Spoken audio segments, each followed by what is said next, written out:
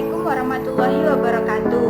Perkenalkan, nama saya Gabriel Sharon Ari dari Prodi Akuntansi KP1 2018 NIM 1862028. Di video kali ini saya akan menjelaskan tentang pengukuran dan pengendalian aktiva. Salah satu tujuan dari sistem pengendalian manajemen adalah mengendalikan kinerja manajemen agar strategis. Perusahaan dijalankan dengan baik sehingga tujuan perusahaan dapat tercapai. Kinerja manajemen yang paling penting untuk diperhatikan adalah mengenai bagaimana manajemen mengelola aktiva perusahaan secara optimal. Sistem pengendalian manajemen yang baik harus mampu mengukur dan mengendalikan aktiva yang dikelola. Jika sistem yang digunakan sudah baik, maka hasil yang didapatkan juga akan baik. Bukan hanya baik bagi perusahaan tersebut, tetapi juga para investor yang akan menanamkan modal mereka di perusahaan. Umumnya pihak internal dan eksternal.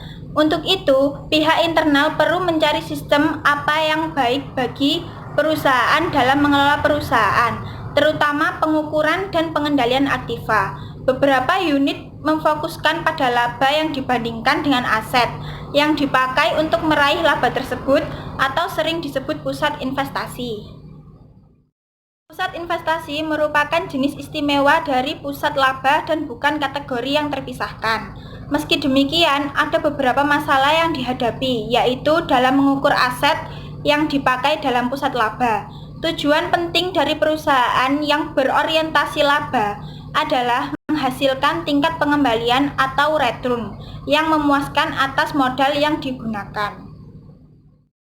Tujuan pengukuran penggunaan aset merupakan analogi dari tujuan pusat laba, yaitu 1. Untuk memberikan informasi yang berguna dalam membuat keputusan yang bagus mengenai aset yang digunakan dan untuk memacu para manajer.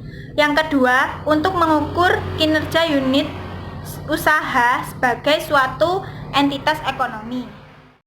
Adapun dua sasaran para manajer unit usaha, antara lain, yang pertama, mereka harus menghasilkan laba yang mencukupi dari sumber daya yang digunakan. Yang kedua, mereka dapat menggunakan sumber daya tambahan hanya jika penggunaan tersebut menghasilkan tingkat pengembalian yang memadai. Dalam akuntansi keuangan, aktiva tetap awalnya dicatat pada biaya perolehan dan biaya ini dihapuskan sepanjang umur ekonomis aktiva melalui penyusutan. Hampir semua perusahaan menggunakan pendekatan yang sama dalam mengukur probabilitas atas dasar aktiva dari unit usaha. Hal ini menyebabkan permasalahan serius dalam penggunaan sistem tersebut untuk tujuan yang dimaksud. Sekian penjelasan dari saya mengenai pengukuran dan pengendalian aktiva. Ada kurang lebihnya saya sampaikan, mohon maaf. Semoga bermanfaat. Terima kasih. Wassalamualaikum warahmatullahi wabarakatuh.